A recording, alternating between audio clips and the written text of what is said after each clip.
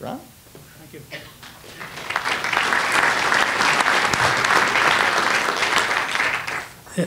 Where has 30 years gone? It seems like I've been working at this for 30 years. Of course, I started when I was 10.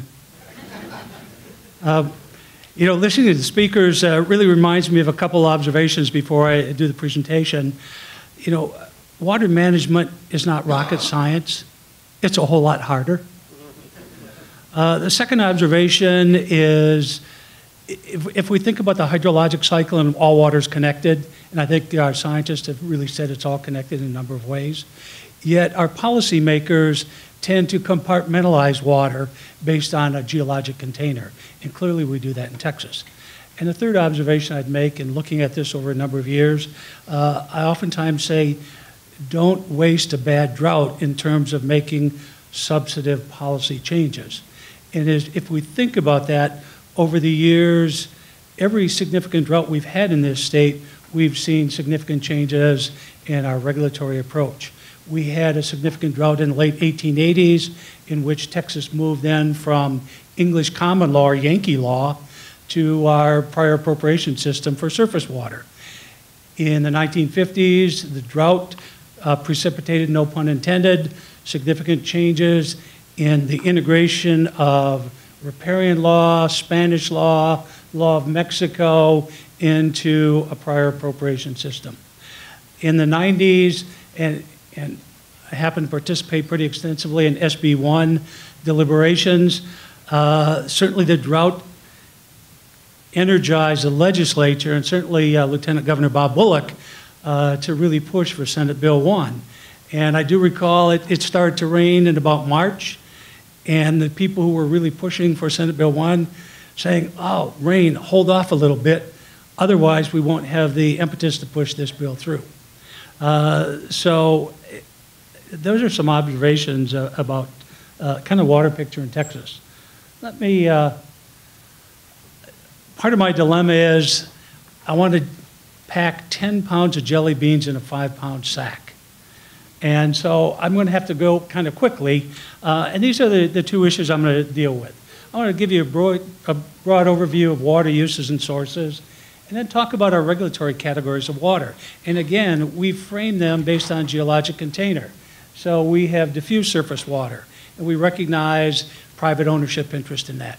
Except if you go to Colorado, every drop of rain that falls on your land belongs to the state. A very different approach. In Texas, we call it diffuse surface water. That has real implications for rainwater harvesting, storage of water in small ponds. It deals with overflow liability extensively. Under these rules, you can capture significant water, even dry up your neighbor, but you better not have some of that water backflow onto your neighbor's property because you do have a liability concern. Natural surface water found in lakes, rivers, and streams, the state of Texas owns it.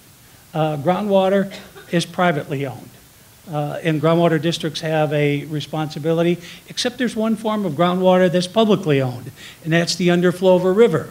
But the legislature hasn't really defined that, and we haven't had significant court discussions or rules on it.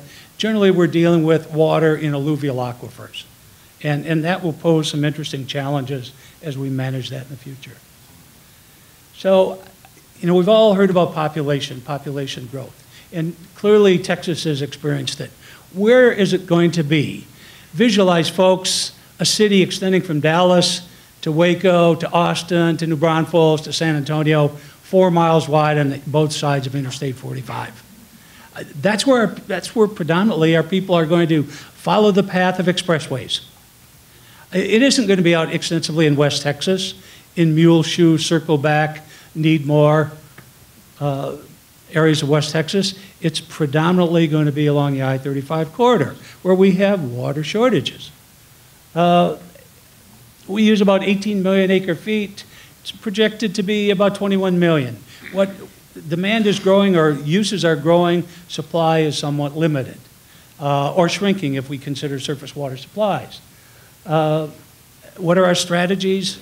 The old approach used to be, let's build another reservoir. And that was very successful. However, as we start to look, conservation clearly is going to be the underpinning of water policy in the future. At this stage, we're into voluntary approaches. Robert did an excellent job of describing what San Antonio's done. They've been the poster child in Texas, they in El Paso, on how to impose or how to deal with water conservation. Certainly the plan says we're going to build more reservoirs. David just did an excellent job of describing we shouldn't build them in West Texas. I have a very simple rule. If you build any reservoir west of the 100th meridian, which runs about through Austin, you will have more evaporation from that reservoir in the long run than you will have contributions. And we see classic examples of that today. And that was an excellent chart. I mean, think about simple rules. If we're going to build reservoirs, East Texas is the place to build it. But people aren't moving to East Texas.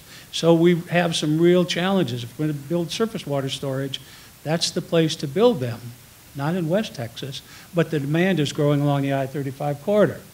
Certainly we're going to reuse treated effluent. College Station just last week dedicated an effluent system. They're putting now treated effluent on ball diamonds. Imagine in one park, they use 25 million gallons of water in a year. That is the amount of water that the city of College Station uses in one full day. Last year, the total water use on 4 softball fields and about 10 soccer fields was 44 million gallons of drinking water. So the city has aggressively moved to try to use treated effluent. Desalinization, that certainly has great potential. If we think about water availability in Texas, there's a huge amount of brackish groundwater. Clearly, we're going to drill more wells. Drought, what does it basically mean? Here's a simple rule. Our big cities are more drought resistant than our smaller communities. Our smaller communities, particularly in West Texas, are susceptible to drought, except those that are members of CRMWA, the Canadian River Municipal Water Authority, because that organization has acquired significant groundwater to probably make those cities drought-proof for the next 150 years. So there are lots of potentials. Who's most at risk in terms of drought? If you look at all the data presented, it's agriculture, and it's predominantly irrigated agriculture, and it's small cities. These sectors of economy in our communities are most susceptible to drought. So let me just give you a kind of a picture to put in perspective this regulatory system that we have to treat water differently. Groundwater supports mostly irrigated agriculture. 80% of the groundwater we use in the state is for irrigated agriculture. About 10 million acre feet. About 60% of the water we use comes from groundwater and supports irrigated agriculture.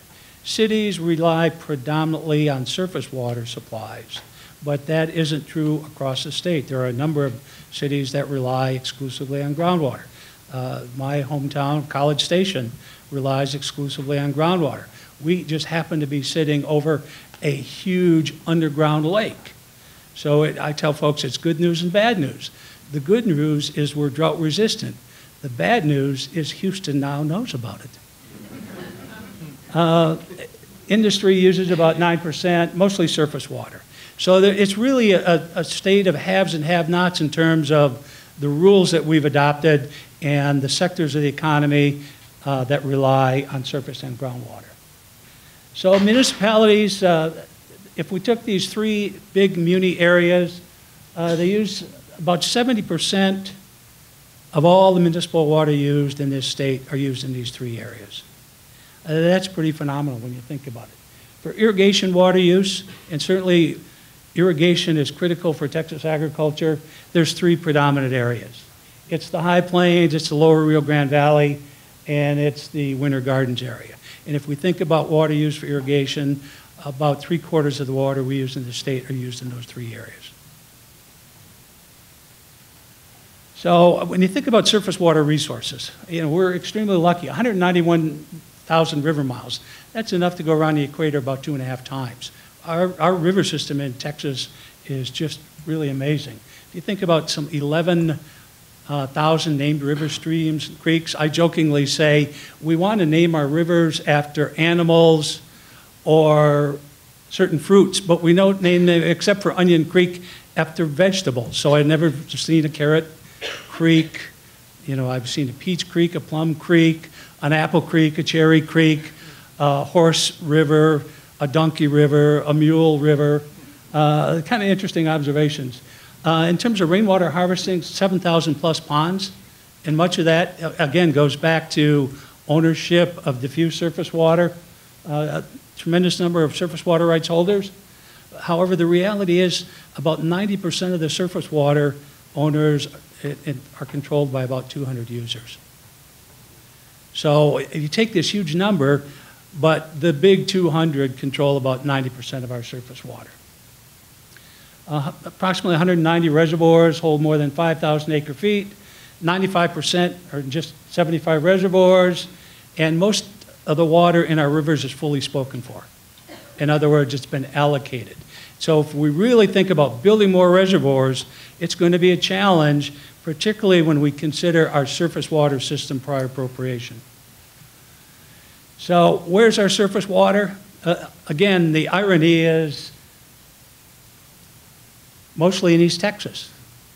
Where's our population growth? Along the I-35 corridor. So when we talk about some of the barriers to using East Texas water, it depends on what audience you're talking to. If it's folks along the I-35 corridor, of course we ought to be moving water from East Texas to along the I-35 corridor. If you talk to anyone from East Texas, it is the worst possible example of water movement that you could think about. They use it in stronger terms. And if you propose it, if you propose moving any water from East Texas to Central Texas, I can tell you the so-called fit will hit the shan.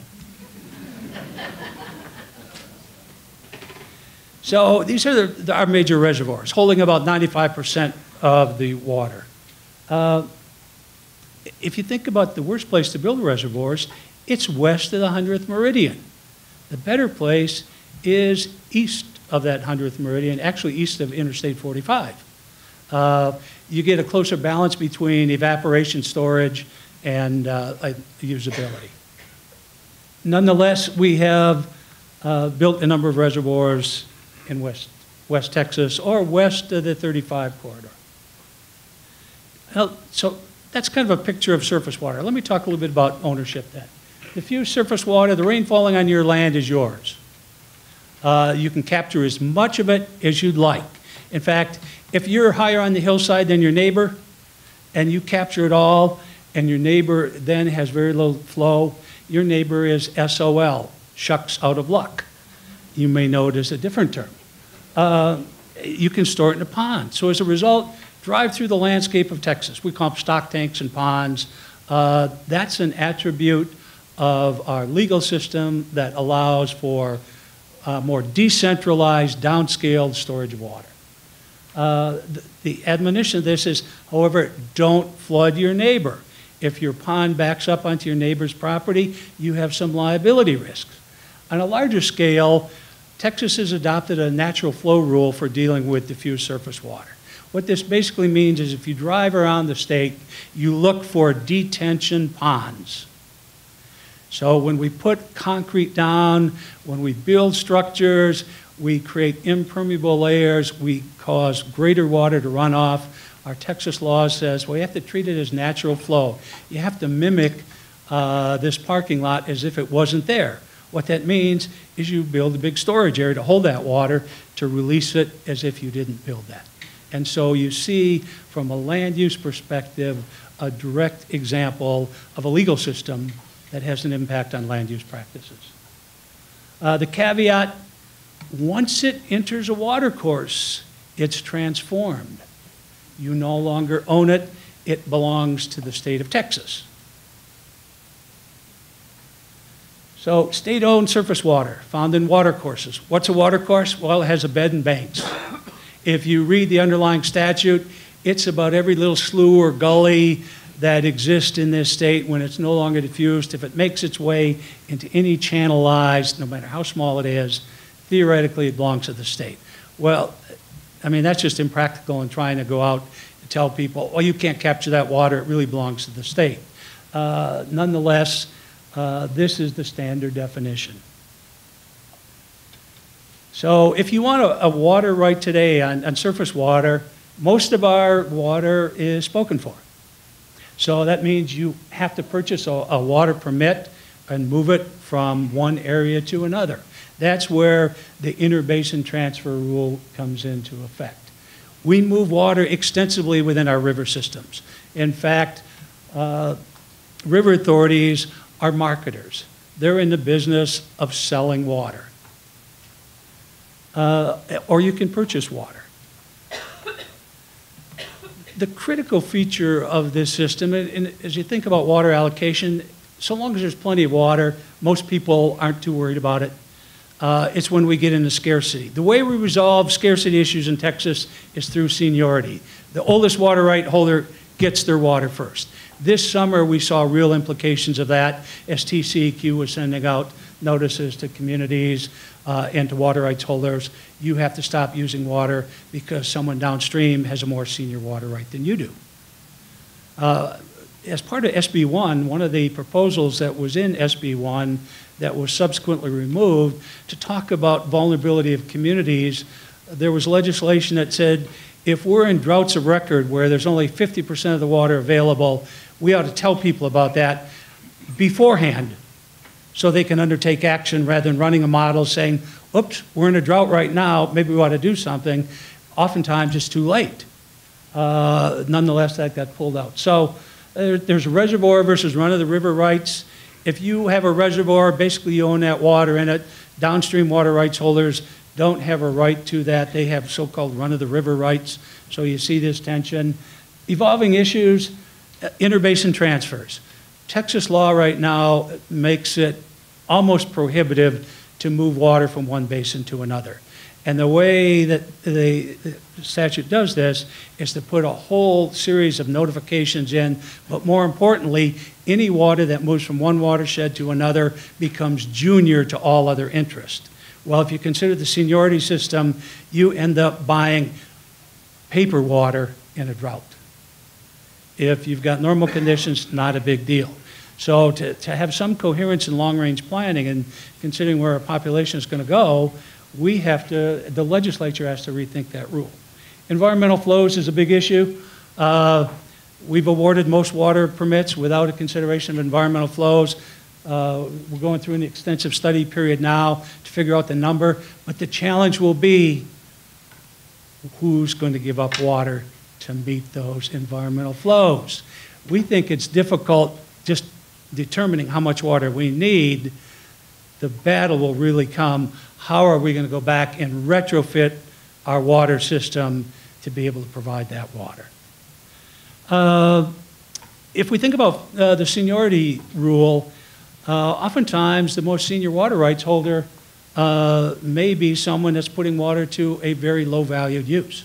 So I think that if we get into extensive and long periods of drought, I think we're probably going to look at, do we follow seniority or does the state adopt some type of preference system in terms of who gets water?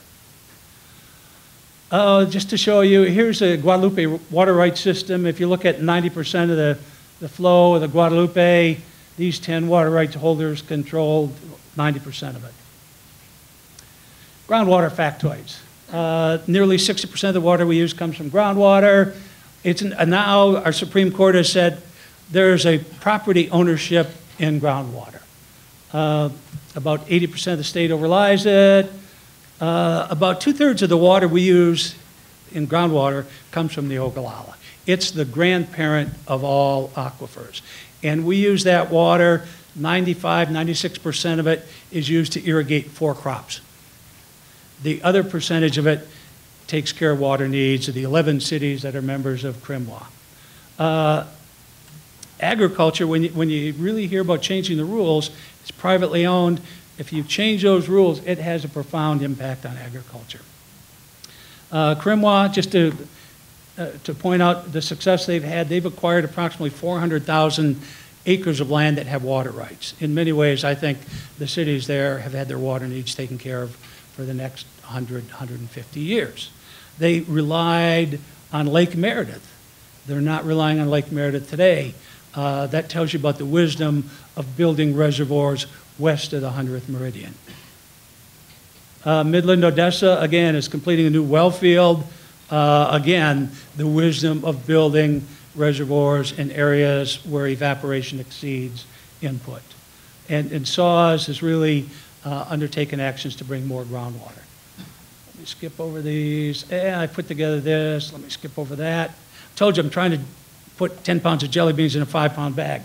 So if you really look at how important groundwater is, it's just not important to the western part of the state, but it's also important to East Texas. And I oftentimes ask people why. Because it's cheap. It's less expensive to develop a well field than to build a huge reservoir and maintain that reservoir. And that's why you see patterns where more than 55% of the water used in that county comes from groundwater. So nature has blessed Texas with some wonderful resources. So groundwater law, I call it the 4 eras. Era number 1, the rule of capture, which existed in this state for about 100 years. Era 2, the rise of groundwater conservation districts, starting in 51 with the groundwater district in the High Plains. Era 3, aquifer pumping, we're calling it desired future conditions. In a sense, the legislature has tried to give these local groundwater districts some authority to define what do we mean by sustainability. They call it desired future conditions. It's really an attempt to have sustainability. The legislature, of course, declared sustainability for the Edwards Aquifer. There's a statutory standard for the amount of water that can be extracted. The legislature has left the groundwater districts throughout the rest of the state to try to define sustainability. In Era 4, the Supreme Court confirms landowner rights in private property. That gives property owners an interest against takings claims where they're overregulated by groundwater districts. So let me, these are some of the landowner rights under the capture rule. Interestingly enough, not all of Texas is covered by a groundwater district, so the capture rule still is in effect in a number of parts of the state. We have some 99 districts. They have mandated and optional duties. The most significant power of a district is to regulate the withdrawal of water, to limit the amount of water that landowners can pump, even though they have a private property interest in that. And so the pattern is all over the state. So the concerns over districts, these are some of the issues that have arisen. Many of these districts have limited funding, which means they can be bankrupt by litigation. And we've seen some poster children where that's occurred. Many of them are single county districts over an aquifer that may extend over 50 or 60 counties. So we have really decentralized the way we want to deal with it. Politically, it makes sense. Scientifically, there may be some difficulties with it. 21 districts over the Carrizo, 11 over the Ogallala. Litigation may bankrupt districts. As districts begin to regulate, we will probably see the rise of litigation. And one of the issues is adequate monitoring. A number of districts do not require property owners to have meters. In fact, if you go to some parts of the state, that's almost a communist takeover. If you put a meter on your well, it's your God-given right to pump as much water as you'd like. Aquifer sustainability, in some ways an experiment. We've just finished the first iteration of this where groundwater districts have had to establish some limits to try to define sustainability, really difficult issues.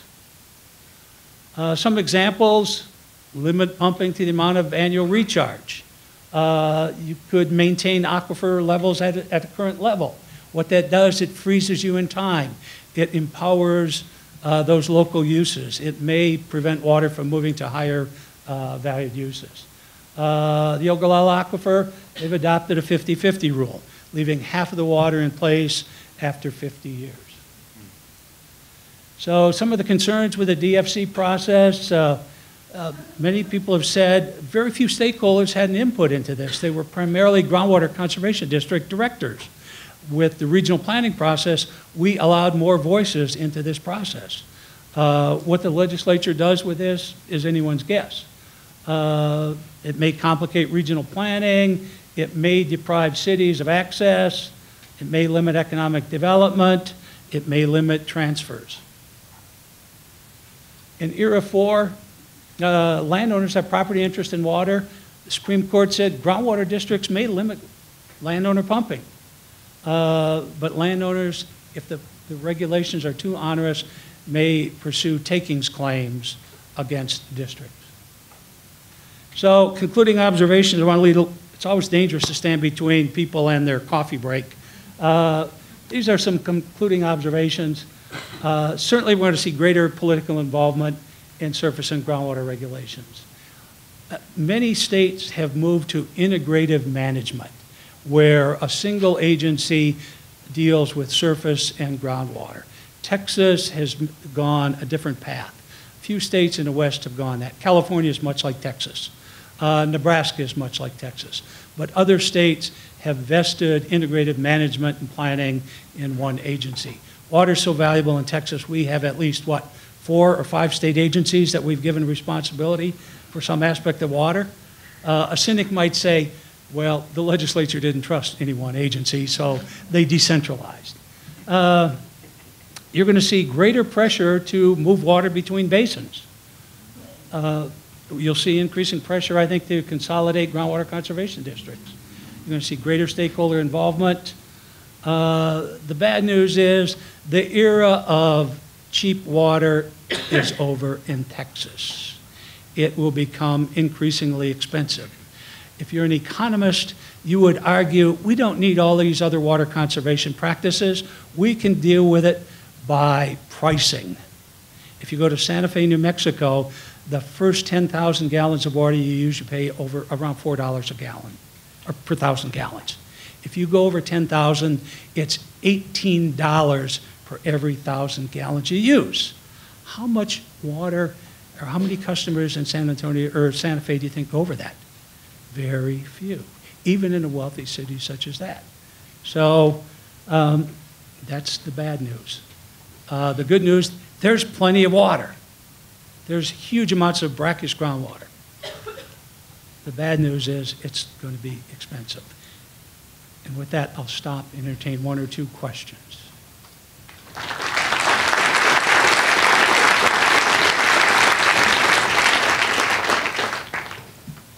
Howdy, Dr. Kaiser. Mark Ellison. Let's just say that folks in Jasper have an epiphany and feel like sharing water with Midland, Odessa, and transfer it out there in some form or fashion. And with the talk of you don't want to build above ground reservoirs, you find formations where you're going to be able to store underground, wherever it may be. Trying to map the exact size of those underground formations could be a little tricky. If I've got a ranch south of Midland, Texas, and you store it out there in that formation, and it's underground on my ranch, do I then own part of that water? That, yes or no? Here's the interesting dilemma, and I've argued against the Interbasin Transfer rule because it deprives people in East Texas from getting a higher value for the use of water. And so I've argued we ought to use a market approach. But don't just give that water away if people in East Texas have an ownership interest in it and they sell it to the folks along the I-35 corridor. Price it accordingly and take those dollars and reinvest them back in the communities in East Texas. But is underground water underground water? Except if it's the underflow of a river. And then it belongs to the state. I think that's one of the conundrums the state's going to have to deal with. If you put it in storage, who can really tap that? I certainly know SAWS, when they were looking at that, were very concerned that Bear Met had a facility, a pumping facility, not far from their ASR project. So that's one of the issues we need a bright blue line on, or a bright line in terms of clarity. Hare Krishna, Austin. You had indicated earlier that any amount of rainwater that falls on your land you can collect for landowners. Isn't there a limit, like a 200 acre-feet storage capacity that one has to Very good point. Thank you for that question. The 200 acre-feet speaks to state water. that state water that's found in water courses. If that water's on your land and it's not in a water course, there is no 200 acre-foot minimum. So one of the unique aspects of, it's still a riparian system in Texas, our code allows anyone who owns property on a river to use up to 200 acre-feet, provided it's for domestic and livestock purposes. TCEQ takes the position that all those users take their 200 acre-feet first before seniority kicks in. So that's recognizing the value of water for domestic purposes. And that's only if it's in a water course, is what you're saying? Correct. Now, if you have a water course on your property and you create a barrier, then you can impound up to 200 acre-feet. Okay, thank you.